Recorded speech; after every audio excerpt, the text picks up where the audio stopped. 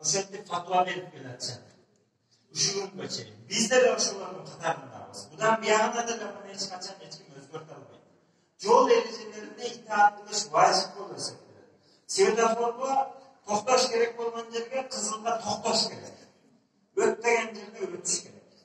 Жол эрежелеринин өкүмү ушундай болуп эсептелет. Сиз келдиңиз, светофордо кызыл жанып турат экен. Светофордо кызыл жанып турат. Анан карасаңыз, наркы жолдо эч ким жок да. Айдай берейин, боло береби, болбойбу десе дагы уламалар жок, өтпө. Түнкү саат 2 болсо дагы.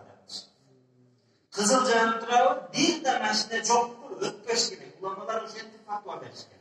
Мунун мисалы биздин шариятыбызда сапардын мисалы.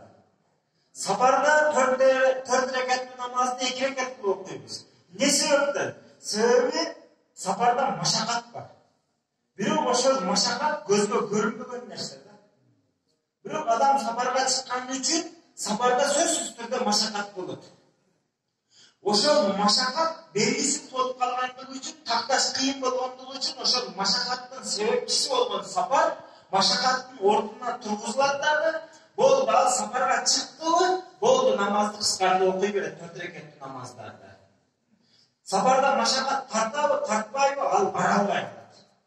Кудум ошондой бул жакта светофордун кызылга коюлушу ошол жерде кырсыктын алдын алыш максатында болгон. Эми кырсык бул жерде болобу, болбойбу, ал такталбагандан кийин ошол кырсыктын алдын алуу катары кызыл белги ошол жерге белги орнотулган, токтотулган, бекитилген болду.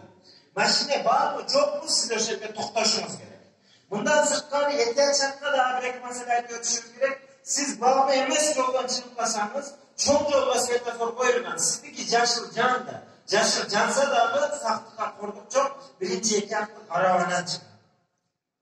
Чоң жолдо улар көбүнчө биз айткан маселанын отургандарды болду. Чоң жолдо катуу келаткандар, узактан келаткандар анча-мынча светофорду байкабай калышы мүмкүн. Өзгөчө бүгүн кыш болуп атат, жолдор тоңгулуп, кайгалап, муз болуп турат. Мына ушундай учурда жол эрежелерине баягы 500 метр аралык сакта деп атабы, ошол жерде милдеттүү түрдө сактайт. Акырын жүр деген жерлерде акырын жүрөйдү. Керек болсо анча-мынча уламалардын берген фатвалары да бар экен, белгиленген эрежеден тездиктен ашырып, анан кийин кырсыкка учураса, бул өзүнө өзү зулум кылды. Өлүп калса жаназа окубаш керек дегенге чейин айткан сөздөр бар. Эми бардык адамдар ушундай айтпаса дагы баягыны тыйыш максатта ушундай айтылган сөздөр бар. Ошого жакшылар ана жол эрежелерине этият болуп койсок жакшы болот. Итаат кылсак жакшы болот.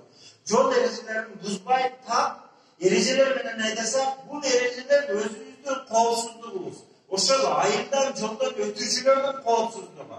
Шофер болсоңуз, машинеде жүктөп алган адамдардын коопсуздугу үчүн коюлган. Бул эч качан сизге зыян алып келбеген. Балким сиздин коопсуздугуңузду караган эрежелер болгондуктан бул эрежелерге сөзсүз түрүндө моюн суналар. Кандай дедик? Ушул нерселерге ниет кылып койсок жакшы болот. Өзгөчө бүгүн ошол тоңголук, тайгалак болуп турган учурларда жол эрежелерин так даана сактасак жакшы болот иншалла. Мындан сырткары дагы суранычтар болуптур. Өлкөбүздүн сырткы карызы.